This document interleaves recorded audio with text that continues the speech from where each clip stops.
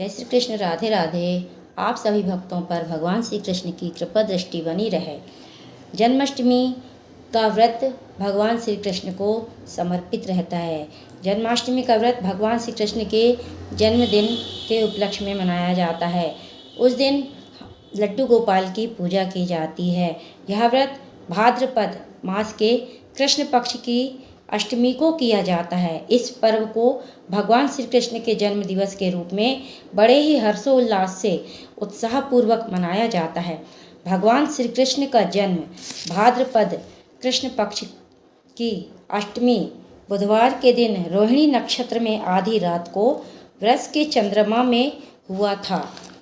कृष्ण जन्मोत्सव का यह व्रत पूरे भारत में ही नहीं बल्कि पूरे विश्व में मनाया जाता है, क्योंकि भगवान श्री कृष्ण के उपासक पूरे विश्व में फैले हुए हैं।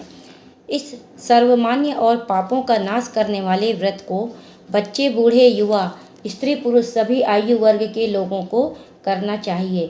इस व्रत के करने से पापों का नाश होता है, घर परिवार में सुख सौभाग्य की वृद्धि भी होती है। इस व्रत में अष्टमी को उपवास और पूजन किया जाता है तथा नवमी को पारण करके व्रत की पूर्ति होती है। नवमी के दिन दधी कांदों या नंदोत्सव मनाया जाता है और शोभा यात्रा निकाली जाती है। भगवान को केसर, हल्दी, कपूर चढ़ाते हैं, भोग लगाते हैं तथा यही चीज़ें श्रद्धालु को बांट दी जाती है। इस व्रत को करने वालों को चाहिए कि व्रत से एक दिन पूर्व अर्थात सप्तमी को हल्का सा सात्विक भोजन करें।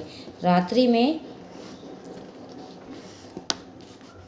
मन को प्रसन्न रखते हुए सब ओर से मन और इंद्रियों को काबू में रखें।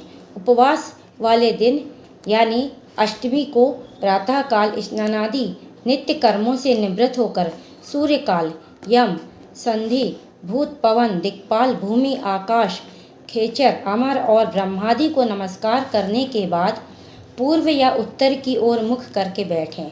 हाथ में जल, कुश, फल, फूल और गंध लेकर संकल्प करें।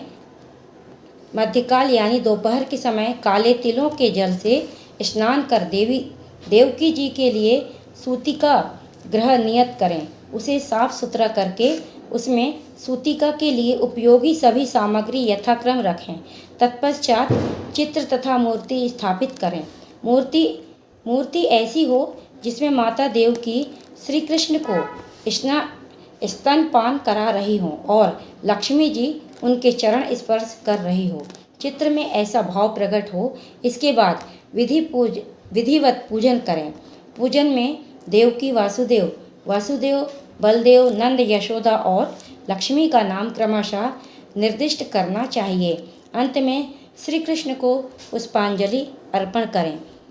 अब हम व्रत कथा सुनेंगे। सतयुग में एक बड़े ही प्रतापी तथा तेजस्वी राजा हुए थे, जिनका नाम केदार था। उनकी पुत्री का नाम वृंदा था। वृंदा ने आजीवन कौमार्य व्रत धारण कर यमुना के पावन तट पर कठिन तपस्या आरंभ की। तपस्या काफ़ी समय तक चलती रही। उसकी कठोर व सच्ची तपस्या से प्रसन्न होकर भगवान प्रकट हुए और वृंदा से वर मांगने के लिए कहा। तब वृंदा ने भगवान को ही पति के रूप में मांग लिया। भगवान चूंकि वर देने की प्रतिज्ञा कर चुके थे, अतः वे स्वीकार करके अपने साथ ले गए। वृंदा ने जिस वन में तपस्या की थी वही पवित्र स्थान आजकल वृंदावन के नाम से देश विदेश में विख्यात है। यमुना के दक्षिण तट पर मधु नामक दैत्य ने मधुपुरी नगर बसाया था। वर्तमान मथुरा पूर्व की मधुपुरी ही है। द्वापर युग के अंत में मथुरा में उग्रसेन नामक राजा राज्य करते थे। उग्रसेन के पुत्र का नाम कंस था।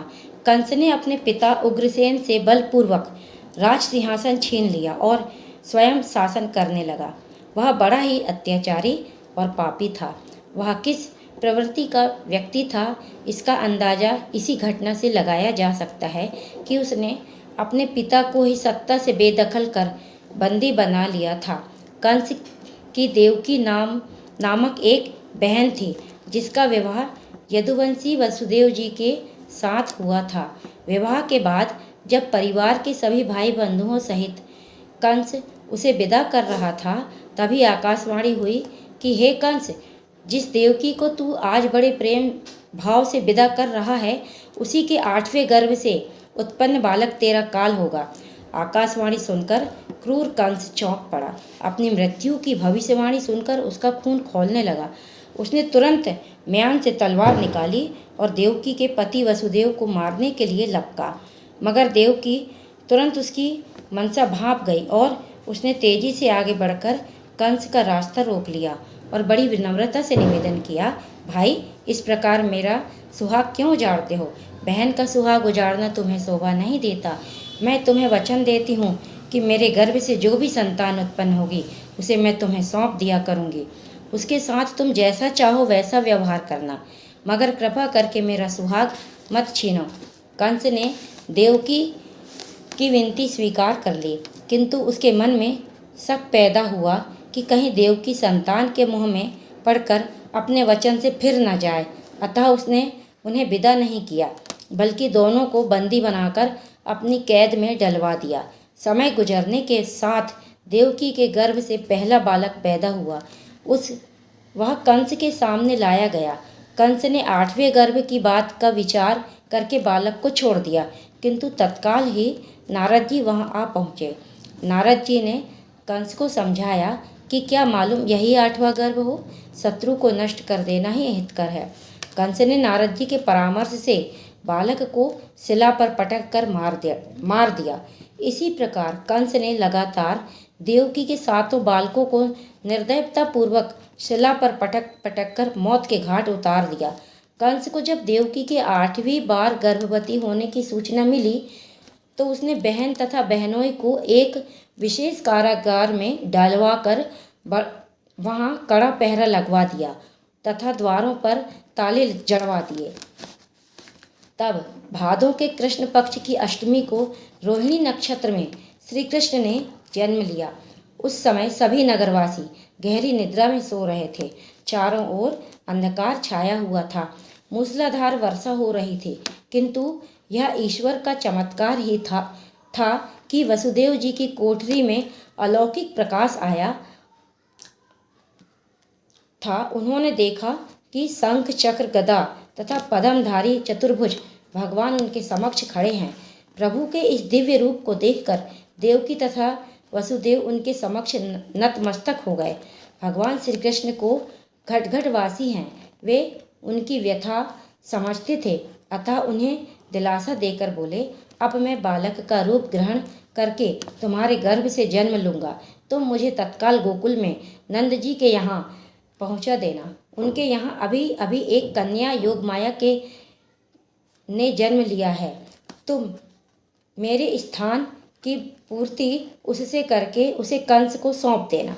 यद्यपि प्रकृति ने बड़ा भयानक रूप धारण कर रखा है, तथापि मेरी माया से सभी पहरेदार सो रहे हैं। कारागार के ताले तथा फाटक खुल गए हैं। मेरी आज्ञा से यमुना भी तुम्हें मार्ग दे देगी।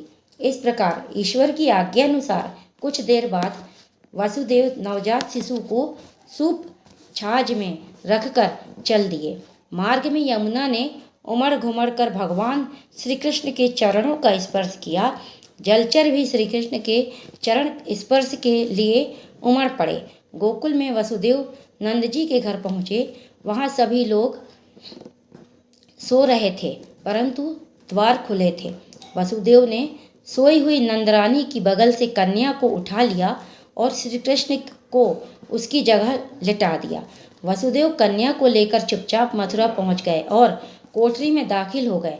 जैसे ही वे कोठरी में पहुंचे, कारागार के सब दरवाजे व ताले पूर्ववत बंद हो गए। पहरेदार जाग गए और मुस्तैदी से अपने अपने स्थान पर खड़े हो गए।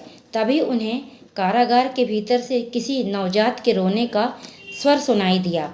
उसे सुनते ही एक पहरेदार कंस को सूचना देने के लिए दौड़ पड़ा।